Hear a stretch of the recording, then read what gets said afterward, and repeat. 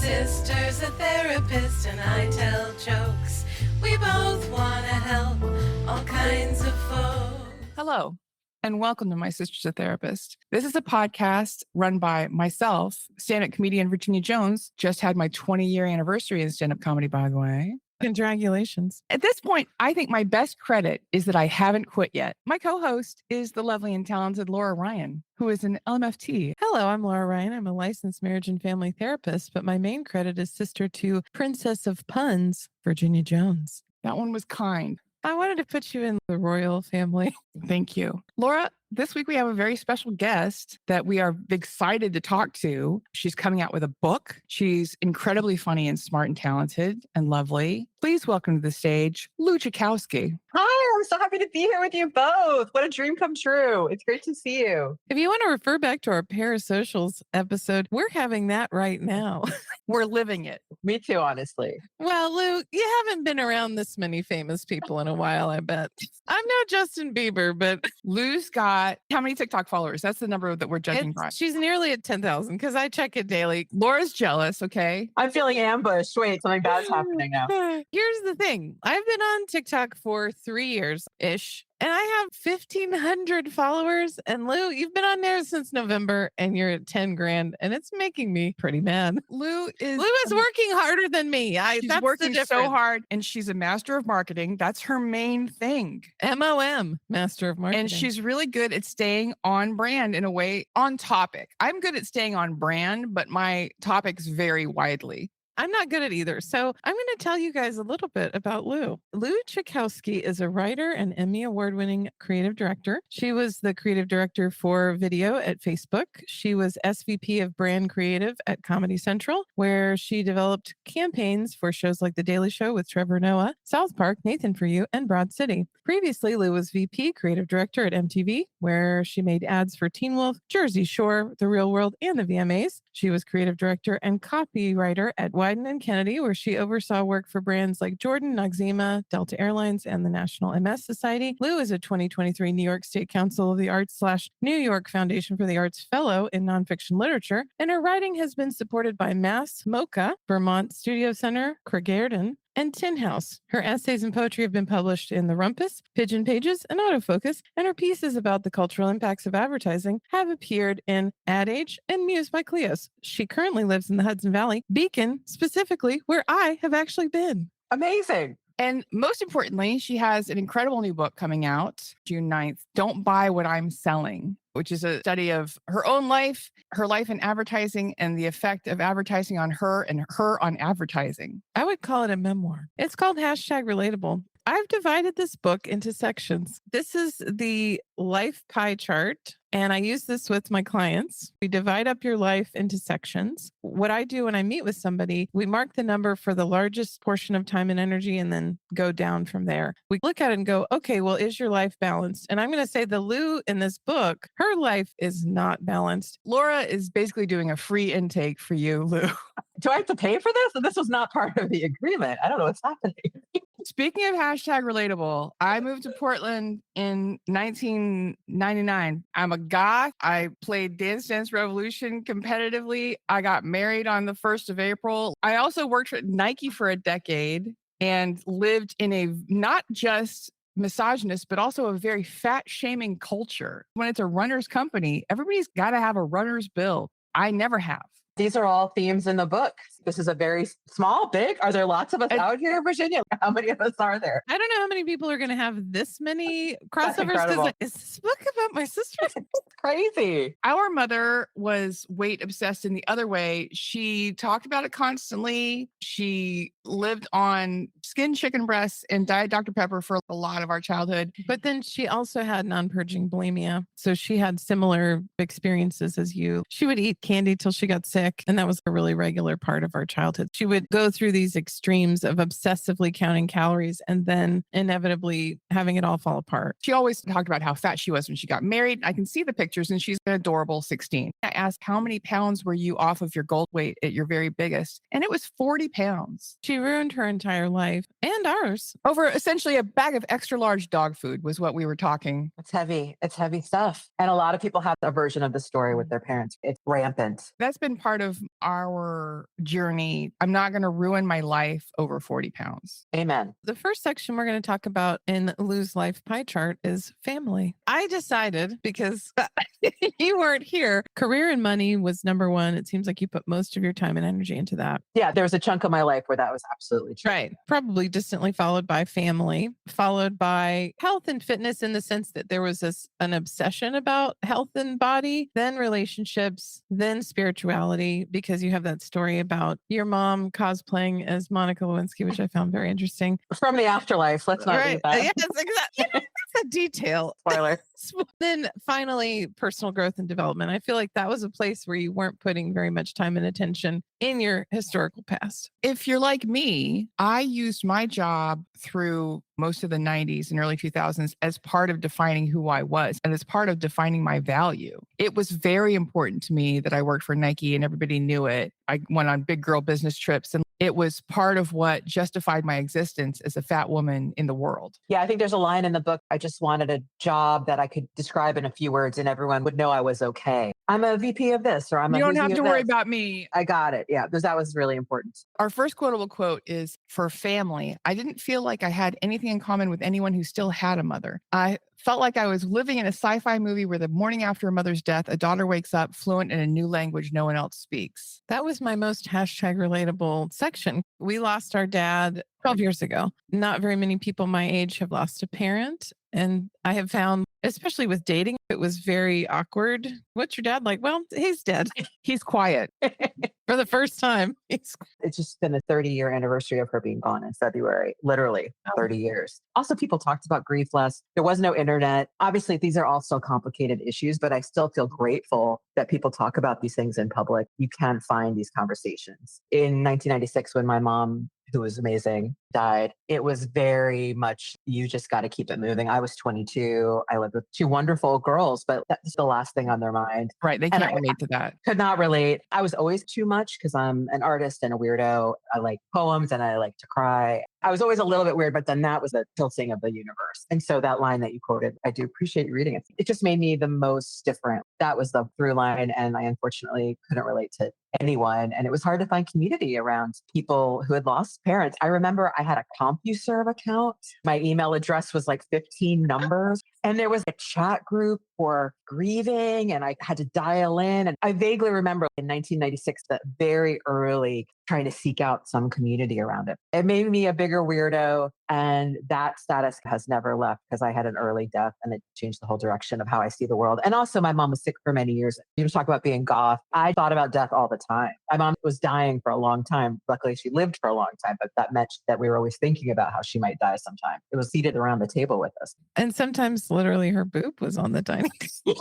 Yeah, my mom with her mastectomy bra, she would just throw it around the house. And that's so rebellious. And embracing being fat and being okay with it. That was very not on brand in that time period. She wrote about it for the local newspaper. I have a clipping of this amazing article she wrote about the stuff you guys were talking about. She was very committed to the cause of not being thin and still being valuable. And she spoke about that in newsprint. And she had a zine that she started. Wow. Which I called The Fat Lady is Singing. It wasn't called a zine then. I don't think that word was thrown around. It was 1990, maybe. She was really trying to get that message out. She was really a trailblazer in that way and gave me that drive. I think a lot about how her early rejection of these ideals has led me to where I am today. It's intertwined for sure. I was thinking about the morbidity of having somebody die like that. My mother's 80th birthday is coming up and we're planning it. I want to get some photos of all of us together because I don't know when this story ends and what the next chapter is. And when we lost our dad, there were no good photos, but there had not been good photos of my dad for a long time because he insisted on growing out a long, greasy computer engineer ponytail. He had the aviators. It was a whole bizarre look that he had. Was also fat. Wait a minute. 2 fats made more fats?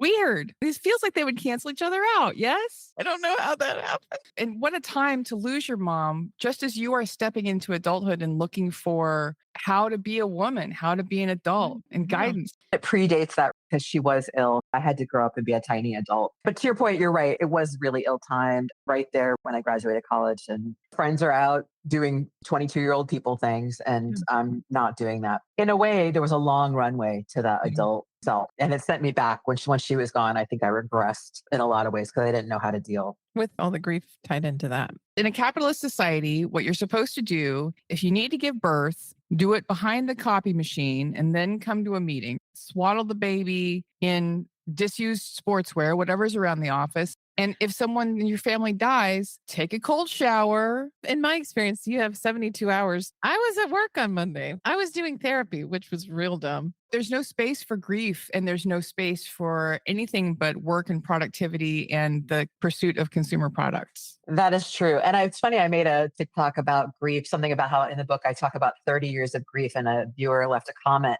30 years of grief. Yeah, man, it's real. Obviously, the first few days are different than 30 years. To me, I think I've evolved into this concept of it's a bag you carry with you, and how heavy is it going to be and how's it going to affect you? Obviously, you don't want it to hold you back and you want to have a healthy relationship with it. I've come to the point where it's always present. And to deny that it exists is not helping me. Laura has brought up a Yeah. really cool metaphor from another therapist. The idea is that you have a jar with a ball in it. Either the jar expands or the ball gets smaller. Initially, when the person first dies, it's just bouncing off of the walls over and over again. And then as time goes on and the jar expands, it's still bouncing and it still hits just as hard as it did on day one. It's less frequent.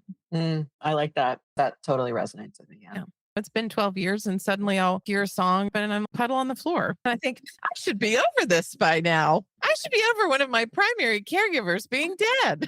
I cried this last week because the band I went to see was a band I shared with my friend John, and a lot of memories are tied to that. Yeah. And I love to hear about John, and I love to hear about your dad. I think that's another thing out of this. Let's put him back in the room. Let's put him back in a conversation. This idea of covering it up or sugarcoating it. Then therefore my career in advertising, which was entirely about making everything real nice for everybody and real perfect and real clean. Under the surface of all of this, really believe things are very messy. Things are very deep and complicated. That's a normal human thing. A theme we come back to on this podcast again and again is the idea that we think we have developed past humanity. We're just little robots. Any problem we have, we can solve, probably with something from Amazon. We are animals and we have a mammalian soul, brain, instincts. We can tell when the light in the sky isn't right. We have not transgressed past this physical self. Meanwhile, the moment where there's a lot of prioritization of even further delving into the humanity as being an obstacle to enlightenment. If you are human, you're deprioritized now. The robots, the AI, their worship. It's this conversation, which as long as I've been alive, I've felt that way, what you just described. And I feel like it's only getting weirder in that regard, which is a little more permission to be even more human than I've ever been. Now we're getting ridiculous. Idea of pretending that I'm not a flawed person with layers and nuance. I'm done trying to pretend. Lu, you continue to say, I'd wish my whole life for a father who'd show up for me when I needed him, but what I got was a father who loved me in the way he was able to from a distance. This made me durable in ways that hurt deeply while they were happening, but also in ways that made my life possible because I had to figure out so much on my own. Both things were true. Many days I still find myself missing his distant love, the way it reverberated through the phone or email, the way I could rely on its deep disappointment. That was our dad. Really? My dad was obsessed with comedy, so now I'm a comedian. I didn't realize at the time that I was doing it to impress him, but I was. And then when he died, there's no point in trying to impress any other human. I kept my last text to him. He did not always respond to text. I met Kelly Carlin, and he was a huge fan of George Carlin. When I moved to LA, I'm like, I met Kelly Carlin, and he never responded. And I was showing it to somebody. I'm, yeah, my dad never responded to my last text. Did he die shortly after? Well, he died about 2 years later. That's not a good responder. Just not great. Yeah. But we don't know what his response was. He didn't respond to you, but there might have been a response that occurred. I'm just saying, like, we don't know. He may have muttered to the man at the bus stop. When I was reading her book, I kept getting the sense that the wrong parent died. Sorry, this is really funny because I think it's true. Yeah. Go on, please. Because your mother was such an amazing woman and she had such an incredibly positive influence on your life. And then we've got this kind of dead weight over here. No offense. Yeah, no offense taken. My father lived 27 years after my mother died, and we had a relationship that I am grateful for. I appreciate what you said, though, because what I will say is he saw the world totally the opposite of me. In terms of my own trajectory and feeling supported, it was very challenging. I felt like my mother and I were soul sisters. We could talk without talking, all that good stuff. It was tough, but I do say in that line that you read, after a lot of therapy and a lot of time, I'm considering all the time, especially as I was writing this book. All these things made me, and I want to be okay with myself. So let me imagine forgiveness and grace and the ways that it strengthened me. It's not to excuse the various things that I still hold feelings about what my father and my relationship was like. But the fact of the matter is, if he was a different guy, I'd be a different person. And I like who I am. Something that I've used a lot. If I like who I am now, I have to like every bad decision I've made, everything that I wish had gone different. Yeah. It all goes into this. If my mother hadn't had me and I grew up with some other parents, who knows what kind of a basic, no fun You would be. what a non-breed of garbage human, someone who's happy, whatever. Boring. Boring. I find this often with my son. He isn't super crazy about making the right grades because he has a loving, supportive parents. He has unconditional love. I have conversations with my other friend and she's like, yeah, she's just not jumping through hoops of fire like I did. Just trying little neglect, a little bit of neglect. It goes a long, long way. I mean, there's something to be said for that. Parenting styles have changed a lot. I know I don't have to tell you. Everything's at the child's service now, and it has an effect. It's a different world. The hours of therapy and self-investigation and pain and the nights crying alone for various things that I didn't receive in life, that all happened. But I'm here now, and I think I have a better understanding of these things happen, and then I'll add it up. And I'm really happy with where I've landed. But along the way, challenges for sure. Speaking of challenges, we're going to talk about work. This is your Surgeon General's warning. Do you know where your ads come from? Warning. The women on this billboard were retouched by a 26-year-old guy who watches 7 hours of corn a week. Warning. An AI robot built this ad for you based on things it knows about your deepest fears and most private desires, which you willingly shared with it. Warning. The dreams you have may not be your own. Hashtag relatable. That's our world right now. And we're just present company excluded. I find myself scrolling and I get in the wave of what someone wants me to think about, how someone wants to pull my attention, what someone wants to make me obsess over. And I still suffer from that. I know exactly what that is. And I feel like part of what I was trying to do with the book is give people half a second to imagine what's on the other end of these messages. Who's making them? This individual who enjoys different kind of films, or the robots that we keep plugging in. I just read something that Best Buy is calling themselves an advertising business because, like many retailers, they're just packaging all the data they have on their customers and reselling it to others. Simply existing in America, the world in 2026, we're participating in this interaction where we're giving ourselves away and it's being sold back to us. I don't know how much we can change it except to be aware of it. And I think that's what that little section was about. A final word on when you're on the receiving end, just think about what's on the other end. That's one of the premises of the book as well. I was deeply flawed, raging eating disorder, self-loathing, and I'm making the images that are making people hate themselves, which, by the way, is something I'm going to have to carry for the rest of my life. That's not something I'm proud of. I am hoping in my articulation of it that it could release some people from some of the weight of what they're seeing. Deeply flawed people, and now more than not robots, are making the things that are making us question our body size, our value. You're on one end of string and this other thing is on the other end of the string and you're in a relationship with it. I just feel like it alleviates, to me anyway, the pull and the power that it has. I've been a fat person working in apparel my whole life. When I started at Nike, there was no plus size. It was considered aspirational clothing. We don't want fat people to wear this. We want fat people to look at the size 6 and say, someday, if I do everything right. That was before we had this idea and where they truly accepted if you have a body, you are an athlete, no matter what body you have. When we started carrying a size 12 to 18, I thought it was a big win. For me personally, I relate so hard. You are helping put out the message that you're not enough. We're all doing it. We're just. Also, there is a story about the origin of Just Do It that I did not know that many people knew. That's my secret knowledge. And when you tell people at Nike that story, their eyes get wide as saucers because they do not know it. But of course, coming from Dan Wyden, you would know it. Hashtag no spoiler alert. It's incredible. The origins of the phrase. Also, the idea of this 26-year-old retouching photos, something broke in my brain when I found out that all the Victoria's Secret bathing suit models were putting cutlets in their bras. And this woman was saying, I love doing a Victoria's Secret shoot because I don't have to shave anything because they're just going to retouch any imperfection in my body. That was crazy to me. The 90s is when the dominant body image had always been various levels of super thin. In the 60s, it got stick skinny. In the 80s, we got a little more voluptuous, but the 90s was the first time you wanted a stick skinny body, but huge boobs. And that's a surgically enhanced reality. That's not something that occurs in nature. If you have 3% body fat as a woman, you're not going to have giant, luscious boobs. But that's also why the miracle bra became so important, because they were telling you without the surgery. That's when my brain truly broke. There's no amount of jumping jacks or ab rollers or Stairmaster that is going to get me to this body ideal, because it's a science fiction. It doesn't exist in nature. Which is part of the point of why advertising works. What I mean by that is it's by design. Just a reminder. That's all in service of how you will never be able to reach it. And so you keep buying stuff and you spend your money and you hope you get closer, but you can't. And that's why there aren't normal people in advertising. One of the things that motivated me as a child was Vin de Soleil for the Saint-Tropez tan. The people in the ads were mahogany colored. They were so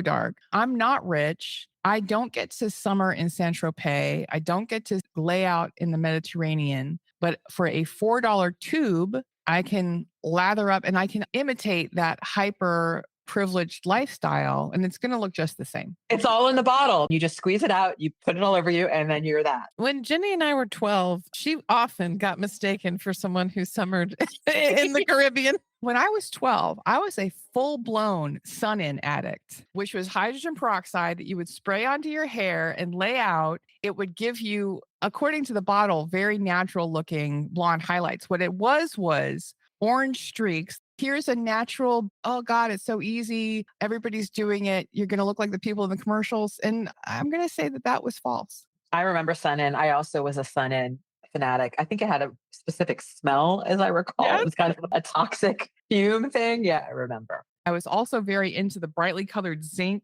Remember that sunscreens that you would put on your nose and look at a stripe of electric blue and hot pink. And now I realize it was America's attempt to imitate the makeup from the Blitz Club in London 10 years prior. This quote is about work. I learned from the best and now is being sent out into the world by the best. The new billion-dollar face of the advertising industry had cystic acne, chubby cheeks, dark circles under her eyes, a Jewish nose, overplucked eyebrows, and a double chin. The new face of advertising? It was mine all along. My eyebrows in the 90s were so bad. And whose fault was it? It was Drew Barrymore's fault. I blame Drew. She had the single line 1920s eyebrows. And guess what? When you have a huge face, having little tiny eyebrows isn't helpful. I found some old pictures of myself from the tiny eyebrow phase. And I also had tiny glasses and tiny eyebrows. It is nothing I'm proud of. It's definitely a look. The Russian poet eyeglasses straight across, very important. Very small, only slightly bigger than contacts, but then they had frames. It wasn't a good look. I found a photo when I worked on a Michael Jordan campaign of what I looked like. And I actually had the thin eyebrows, the tiny glasses. I was about 240 pounds and I wrote this ad as though I were Michael Jordan. Yeah. So just so you know, it's not always It wasn't Michael Jordan. It was me all along. I had a body shaming conversation about Michael Jordan with Michael Jordan because I was part of the team that was making his promo clothing. We would make everything to measure. And he came back and complained that his pants were getting too short. And I said, okay, let's do measurements. Let's check that everything is correct. And he was still in incredible shape. He was not professionally playing and he put on a little bit of champ fat. And I had to go in and say, the reason your pants are too short, sir, is that your waist is too big. So it's all pulling up. We could change the measurement and remake this. And he goes, no, I'll get back. Up to you, bud. We're going to wear those high waters until you lose a couple LBs. And I was fat shaming Michael Jordan, for Christ's sake. Crazy. I took to heart something that had been reiterated again and again during my first week at Facebook, how it was critical for me as a newly crowned Facebooker to, quote, bring my authentic self to work, end quote. But I wasn't sure if they meant that in my particular case, since my authentic self was antisocial, kind of hated everything, and didn't have the core strength to stand up after sitting on one of those beanbag chairs that seemed to litter every shared space around the campus. Also, hashtag relatable. Still never going to get out of a beanbag chair gracefully. That's never going to happen in my lifetime. I'm okay with it at this point. Acceptance is the key to all my problems today. This was also hashtag relatable. We have a genius baby sister who I remember when she landed the Google gig and she was telling us about all the amenities. the tech bro ideal, free coffees and sending your dry cleaning. But I'd already been through that BS. She's taking me on this tour, showing me the showers, gym facilities, and you can take a nap here. It's just because they want you to never leave work, man. That's the story old as time. I've talked about this in the book. My very first big media job was at Condé Nast in magazines when magazines still existed. They would send you home in a car service if you worked past 8 and they would buy you dinner. All of the media jobs I had some variation on that where they were just trying to buy your attention, make you stay longer. But what's crazy now is you're hearing about people being laid off and losing these jobs right as AI takes over. They finally have gotten honest. No, we're not even giving you that stuff anymore because we're all about the bottom line. I feel like the tenor on that work environment flipped overnight. I saw a woman was talking about when she started working in tech, all jobs need to be more like tech jobs and need to offer more amenities and little things to make your life better. But now tech jobs are becoming like everybody else's job, just as volatile with fewer rewards. And that might be the way of the future. Maybe I'm a Pollyanna optimist. When I see work coming out of AI, it's a lot like working in comedy. The industry can only judge success by what's happened in the past. The industry has no way of forecasting the future. I do think of creativity the same way. I'm not scared of a machine that only retreads what has gone before. I'm scared of a machine that can process and think about what's next. And I haven't seen that at all. I love it. I'm holding on tight to that there is a limitation to this type. Maybe my stance of being educated in advertising. I see a lot of jazz hands around this technology and a lot of them trying to shove down a brand concept and how it's going to do this and do that. To your point, show me what you got. Like, Right. really? In my industry, I'm already seeing a trend towards the imperfect, the handmade, and the individualistic, away from the super shiny chrome frictionless surface of apparel. And I also have to remember in art history, people like to see people. The way to get people to pay attention to a landscape is put a person in it. I don't know if people are going to respond to AI generated people the same way. Maybe this is my own optimism. I feel like you can always find a tell. This person is too shiny and too perfect and too typical. The robots know it, I think, because I'm always telling them my secrets.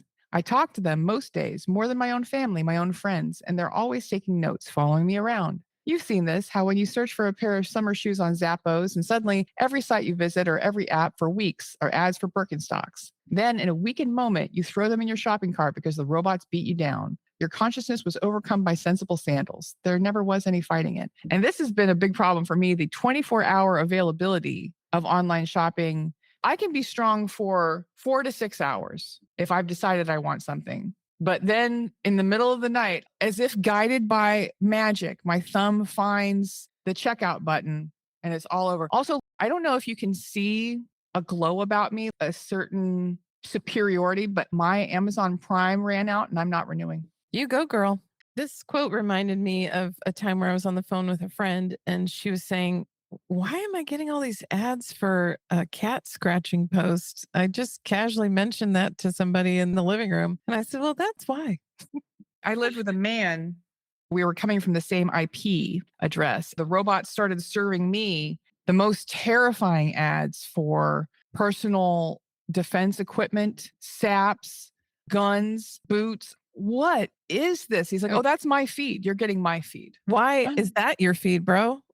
I say to people, don't tell anyone what ads you're getting on your feed. That is the most personal thing you could share with anybody. When you're talking about your friend with the cat scratcher, the survival stuff, if you really stop and think about it, it is the most personal you could be. It's the secret life of whatever you're actually thinking about. I'm not suggesting that it's a perfect science and they hit it every time, but there's a reason that they're serving up XYZ. When I look at my feed, it's a secret playground. In the old days, I don't think ads were ever great. They would make an ad, they'd throw it in the newspaper. The people that it resonated with would respond to it. The people it didn't matter to would turn the page. And now we live in this world where everything you're getting, there is a spreadsheet, an algorithm that knows all your fears, all your secrets. I was at a residency a couple of months ago. This 25-year-old girls, they told me their entire feed is how to save their eggs in case they want to get pregnant in the future. And they're making them afraid. It makes them want to do it. So they were showing me on their feed. Then I opened mine and it was all menopause stuff. Don't you want to be young? And we're in our little vacuum having our little conversation with our little advertising robots. And we're all getting these conflicting messages in our various corners. That's shocking.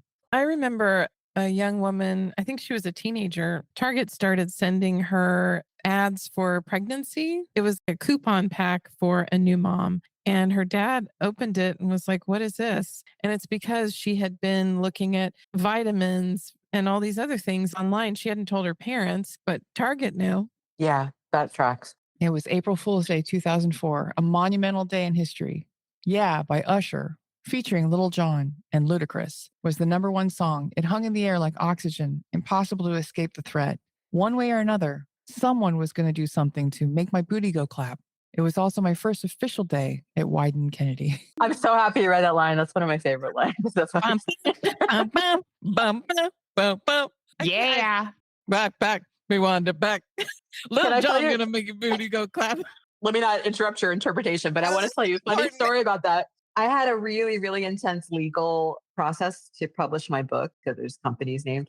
It went on for about a month. It was really intense. The afternoon, the last note that I crossed with the lawyer and I got the okay that the book could go ahead to be published. I turned that song on at 11 and I played it 10 times in my house and just danced with such joy. So anyway, that Celebration. song has great meaning. And Yeah. eventually it did make your booty go clap. It did, one way or another. Whether you liked it or not. Here's one of my other favorite things from your career. Taped to the bottom of the shoes were the first names of people I knew, but who did not know me. Claudia, Naomi, Cindy, Linda, Kate. A few years before, while still in college, I dressed up as Kate Moss for Halloween. I wore a cardboard sign around my neck that said, "We'll pose for food," darkened my eyes with black eyeshadow, and drew in sunken cheekbones. I could have never dreamed that one day I'd be cradling the shadow of her perfect feet in my swollen hands. And the originator of the phrase, "nothing tastes as good as being skinny feels," which was later adopted by Weight Watchers as "nothing tastes as good as being thin feels." That was Kate Moss. Yeah. She was justifying her eating disorder. When I see those lists of names together, I think about that George Michael video. Those women were such a powerhouse. Iconic. And you got to Iconic. hold their shoes. Yes, this was when I happened to be working at Vogue for a very short period of time in a very strange turn of events. And they banished me to the shoe closet when I arrived once they got a look at, and I was in the shoe closet for a week, reorganizing the shoes by color, by size, by designer. However you want. I had to clean grease traps at one of my earlier jobs. I feel like I'd be okay being with the shoes. They were beautiful shoes. I worked at Women's Wear Daily, the Fort Worth affiliate. I worked there for one day because I had just graduated college and it was the 90s. And I thought it was very funny to answer the phone. "Yo, this is Women's Wear Daily." I don't know why they weren't into that. It was one of the first jobs that I'd ever had. And I think it was my first office job. "We don't do that." And I said, "Oh, I can stop doing it." She's like, "No, we don't need you back." You were fired over that? That's crazy. I think she was right that it wasn't a cultural fit. Maybe she saved you some grief, some eventual grief. The bellies of my clients and my belly too were swirling with a ghost wind, desperate for something to fill it. I think this is why I did so well in this business. My clients and I, we understood each other's emptiness. That is something made you really, really good at this job. You understand what you're really selling. You're not selling the specs of the television set. You're not selling how shiny the shoes are. You're selling, this is the shoe that's going to make him notice you. This is the television set that's going to bring your family together. This is the thing behind the thing. That's the dark genius. I'll take it. Give me a t-shirt that says Dark Genius. The years I was doing that, I actually believed I was doing good a lot of the time. There's no excuse for that. I really did think sometimes, I remember saying, I'm just making the human part and I'm not going to worry about the tagline or what they're going to do with it. I'm trying to elicit a feeling. Isn't that just good? I was very naive, obviously. There's like really good people that work in these businesses because they're creative and funny and smart and they like to pay their bills and send their kids to college and go on vacation sometimes. The dark genius thing is fair, but I also think there's a lot of delusion that happens just generally because we have to. We're in these systems. You find a good job. You find a good job in tech. You find a good job in marketing. You get to be creative, on and on. I do think it's important just to say that it's the system that's the darkness. Yes, and of course. we're trying to operate inside of it. It's not the individual contributors. You guys are just trying to pay your bills and use your Right. skills. We've created a society where you have to find a place to work or you're going to live outside. Right. Like Correct. you were Yes. born into a body that needs to be fed and housed and cleaned. It is the overlords. I do think it's funny how we will, as individuals, work at cross purposes to our own values. Of because we course. have to. And I've said it before too. I'm saying it a lot lately as the book comes out. If I hadn't gotten too sick to work, I might still be there. I struggled with health issues that sort of affected my ability to delude myself anymore in these spaces. I had to become more authentic in how I lived. Otherwise, I was have a life. If I hadn't reached that breaking point, I don't honestly know where I would be. Maybe not alive. I don't know. My point is I might still be in those spaces if I was still capable of being. That made me remember COVID and how much space I had to think about, what am I doing? What do I want to do? How we are not given that easily. You are not given time off to think about where you're at and what you want out of your life. I think illness in that way can be a gift. I feel the same way about my illness as I did about my father. I used to be very black and white. To what you just said. Exactly. If I hadn't hit that moment, I wouldn't have had the time and the space. You're right. And I wouldn't be who I am now. I'm grateful for it.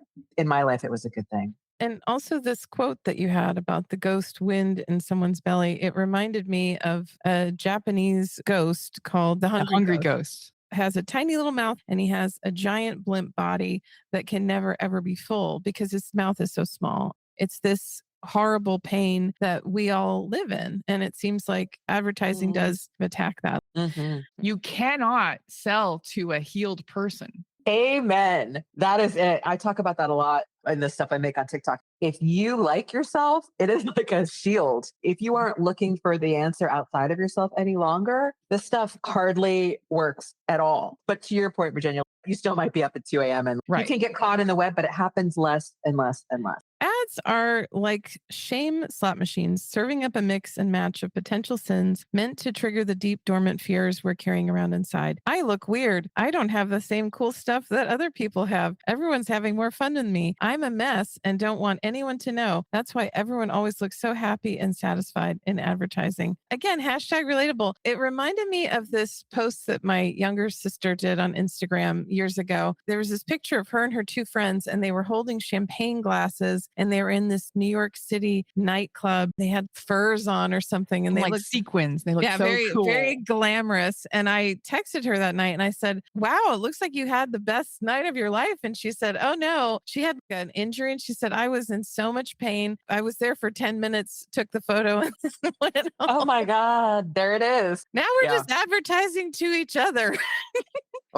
We have nothing to sell but the dream of what our life should look like. Lou, I've made a list of some ads that live rent free in my head. These things get so ingrained, we think that it's just a saying, but someone made it up. And my first one is, can you pinch an inch? Which was Kellogg's Special K. If you can pinch an inch, you might need to watch your weight. And that had never been a metric. And it had never been anything that anybody used to calculate fitness. You got to get some weight calipers and see if you can pinch an inch. If you shave with Daisy, you go a little crazy. You might shave up everything from the waist down. And then you'll truly be desirable, a prepubescent child bride. You just put words on what is actually the end game for a lot of this stuff. Does she or doesn't she? Only her hairdresser knows for sure. That's Clairol from 1956. Got one from the fashion world. My first job in fashion, please don't be jealous. I worked at Panhandle Slim Western Wear because I was a Texan. And one of my teachers told me, if you ever are short on money, do a Western line. You'll be throwing up with one hand and making money with the other hand. One of our competitors was called Rocky Mountain Jeans, and I don't expect either of you to have any awareness of this. Rocky Mountain Jeans were very tight, and it was like a corset made out of denim.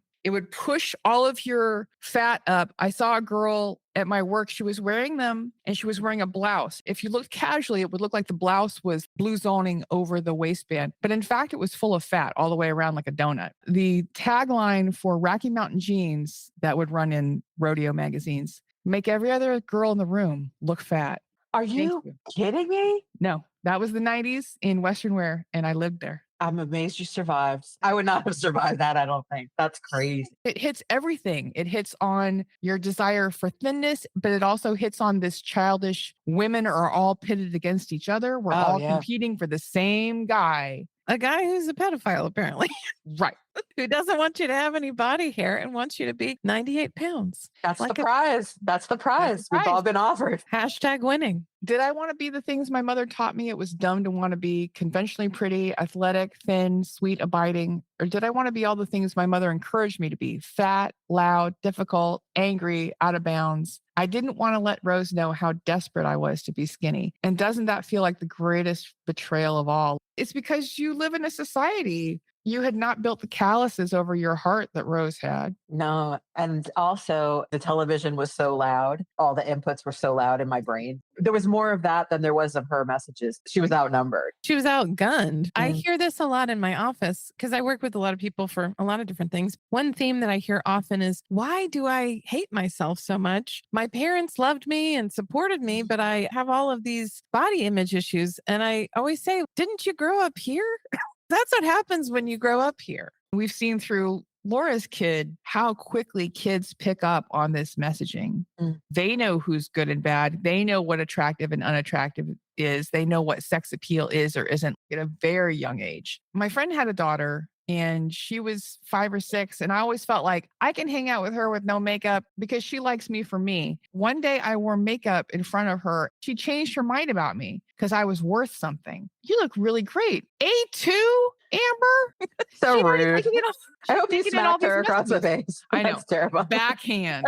How dare you? She would have deserved it. She's already been programmed. We've all been programmed to know what's good and bad. I was talking to somebody about body image stuff because I heard an interview with Rooney Mara on Pie Day on March 14th. And they were asking her, what's your favorite kind of pie? And Rooney said, I've never had pie. What's pie? That's the cost of maintaining your birth weight, team. Ugh. That's the cost of being a celebrity and a movie star. You can never eat pie and you can never have eaten pie. I have had pie as recently as 36 hours ago. I've had Amazing. key lime, I thought you were going to say 36 minutes ago, and I Well, would have I been mean- impressed. but I still think a day and a half at lunch, key lime pie. That's why I'm here today with you, is because of that. Just not have pies. The only That's very reason I've sad. survived the night was because of pie. This is, in my opinion, the most hashtag relatable segment of your entire book. When I'm in the sky, calories are invisible like Wonder Woman's jet. After settling into my room and tilting the plastic container to get every drop down my throat, I gobbled up a fancy silver bullet canister of $15 gummy bears from the minibar. Then I stacked every pillow on the bed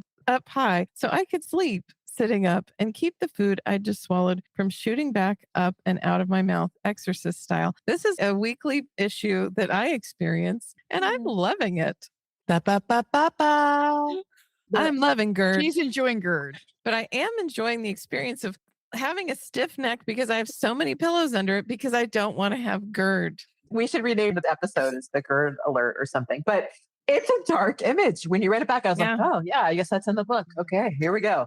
I forgot I wrote that. I forgot that was in there, but fair enough. In that scene you're describing, I was on set the next morning with a bunch of teenage stars for an MTV show about sexy werewolves. The push and pull of that, the GERD life with these like 20-year-olds, perfect, tiny teen stars. It was a lot. Their little bodies, they were still working very nicely for them, as far as I knew. We don't know. Maybe they had some We don't know. internal secrets. We don't know. Maybe Well- their books will come out and they'll have stories about GERD. Having just done an international flight, food on an airplane becomes a tool. It's an activity. It kills a little time. It's something to think about, but also it helps me go to sleep at the right time and wake up at the right time. If you fly internationally a lot, you realize that they feed you and then they change the lights in the cabin to look like nighttime. Mhm. Even though the place you left, it might be 3 p.m. and the place you're going, it might be 4 a.m. They are tricking your little animal body into going to sleep and leaving them alone. And then when it's almost time to land, they turn the lights in the cabin to an orange, rosy glow. And your little animal body says, oh, it's time to wake up and have a small bowl of cereal. Or a weird omelet. You have to eat it. It's the law. Well, I was flying back and forth between coasts because of my work all the time, really, sometimes twice a week. And I would sometimes go to LA in the morning and I would come home at night. That happened more times than I'd like to count. It was just plain food. I write about it in that section. There would be people around me in that New York, LA entertainment world, and they would reject all the food because they were better than me. And I would watch them reject it. And that was never my story. Like, you're just going to walk away from biscotti? Are you crazy? This is not in the book, but you just did a TikTok where you say, Being fat is not going to keep you from being loved. Being fat is not going to keep you from having a job you love. You did say being fat might keep you from being famous. Paula Pell, the incredibly funny writer, she was on Amy Poehler's podcast. She was talking about how being fat kept her from being an on-air personality. I saw a clip from that. She's On so SNL. incredible. She had to become a writer because she was too fat to be on TV. And what's funny to me is how the internet is reacting to this. Pearl clutching, that's this the real? biz. In LA, every time a potential manager or agent came to see me, they would say, well, I see you as more of a writer. I'm every inch a performer, ladies and gentlemen, but I'm fat, so I need to be in the back room. I guess I'm just surprised that everyone is surprised. That's shocking that people are surprised. I'll have a little tidbit. I haven't spoken about this publicly. I'm hoping to sell rights to my book because who wouldn't want that? And I'm in a process that may or may not happen. There was somebody declined representing me. In the process of that, they asked me, how would you feel if somebody that was Hollywood fat played you in the adaptation? My book is about a 300-pound woman who makes advertising and had a fat mom and on and on. So Hollywood fat. Is that an became a 8? term. I think it's an 8. I think it might be a 6.5. It might be a 9. I don't know. Actually, I feel terrible about it. And it would not be my story if you cast somebody who's an 8. So on we went. But that has stuck with me, and TBD whether it will have a life in that way. And I was so struck that the very first question was, how do we defat this story that is literally walls about that? Lindy West wrote about that in her most recent memoir, Adult Braces, the phenomenon of having her story being told by Adie Bryant, a plus size, beautiful, amazing comic actress, but didn't have Lindy's body type. That's one of the crazy things about auditioning. The first thing is you have to let go of the fact that you're attractive. Even if I think I'm personally attractive, my partners think I'm attractive, they don't mean me. The first couple months I would put myself in for attractive, and then I would show up and I'm in a room full of size 2s. There is only one attractive and I'm not that. The second crazier making thing is people would say plus size, fat. You have no idea whether they mean size 12 or size 22 or 300 pounds, because it could mean any of those things. I would talk to other actresses about the absurdity that we were all in the same boat of plus size when we're all very different. Sometimes I would show up and they would want someone much, much bigger. Sometimes they would want someone much, much smaller, and it's impossible to tell. Just give me a reference photo and I'll tell you whether I'm appropriate. That's the thing there, isn't it? It's like either you're the one thing or you're everything else. Everything else is just a grab bag, God knows. Of bad stuff that you don't want to be. I have all these stickers on the cover of my book. Yes, I love and the one of stickers. my favorite sticker is, your body is very bad. Just period. That's it, man. That needs to be a t-shirt. Yes, let's do it. I have a sticker sheet I could send you that actually you could put on your water bottle that has all of these on. If you're not this, then you are very bad. Also, in the spirit of not being black and white, I often get comments on my social media from women who identify self as being in that area that's good and have expressed to me that their lives are still hell. That's something I just want to say right now, because I just think it's really hard to be a woman in this country and world, to remain in those the size that's the right one, the pressures of all that. And I guess to say none of us are free. It's misogyny. Yeah. Looking back at photos of myself when I was younger and less fat, I think about how much I beat myself up at the time. I remember I had a boyfriend and I was probably a 10, and he was always critiquing my body and telling me it wasn't right. And I really feel like as a woman in this society, you cannot win. My mother's story was, if you're thin, then you'll have a great life. But I sit in my office every single day with women who are very, very thin, who are very, very unhappy. The most beautiful women who couldn't get a boyfriend, that weren't being treated well by men in a way that I thought was a given. Look at how you look. You should be treated well by men. Kathy Geiswhite told us this would happen, that we would look back on old pictures of ourselves. And I, at the time as a child, I said, no, I won't, Kathy Geiswhite. No, I won't. But she was right. Kathy is always right. From the comic strip, Kathy. Also, I've gotten the opposite thing. A lot of my act is about being fat, being a scourge on society, making men on the internet angry because why are they looking at something that they don't want to have sex on, and how dare I?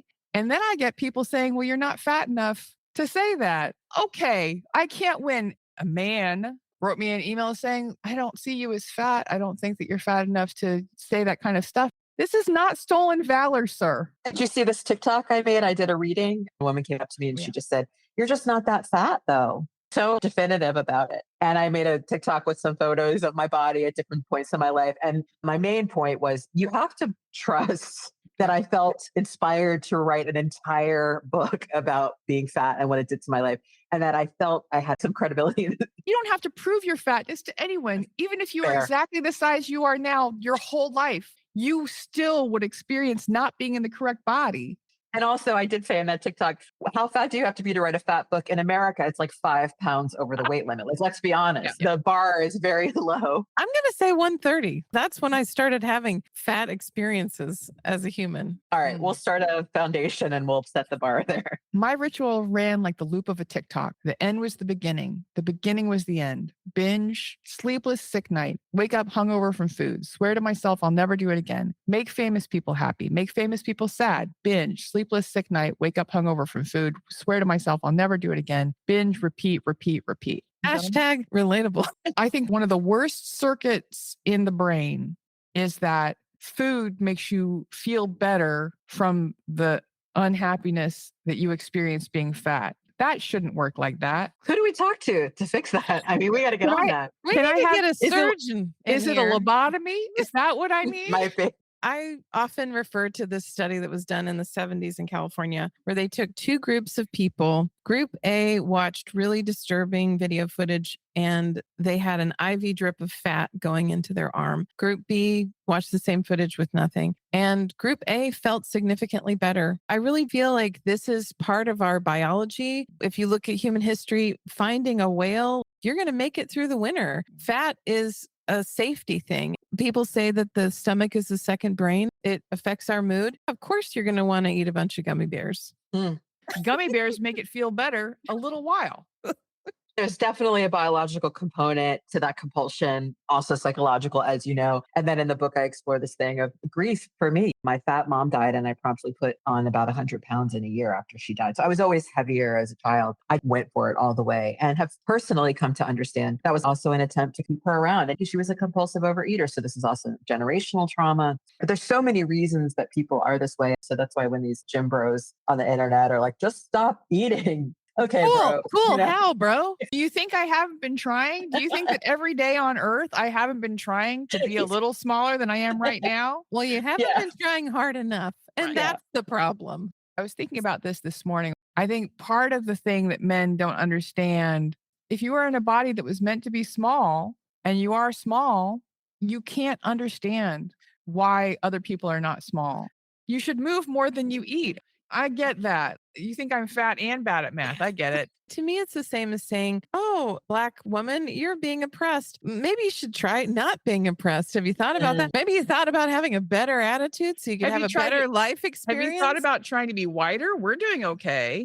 No, I don't experience the kind of oppression you're experiencing. Maybe you should just do something different. Final quote. After all those years of training myself to be invisible, my body decided it was no longer going to abide. It wanted me to understand that if I couldn't take it seriously or treat it with care, it didn't think I deserved to have it much longer. My body simply wanted justice for the years of cruelty I'd shown it. I tried to make amends, to understand where it was coming from. I asked it gently what it wanted, but the time for gentleness was over. No more negotiating. My body screamed at me, here are our demands. That's what I feel when I'm barfing up Doritos at 3 a.m. I'm going to tell a secret on the podcast. It's not my secret, but Laura can't digest milk. Okay. She can't. No. My solution for not being able to digest milk is I stopped consuming it many years ago. But Laura told me The other day, when I have pizza, I don't take any of it home because I don't want to be sick twice. You know what? That makes sense. you got to find your workaround. Oh, that resonates. You want to talk about hashtag relatable. Yeah. Maybe this way I won't get sick and I'll do it this way and maybe I can outsmart it. And I totally get It's really funny. I've been some kind of vegan for 30 years. Laura's vegetarian with mostly no milk. My mother is the last person. I wish she would know she didn't have to fart all the time.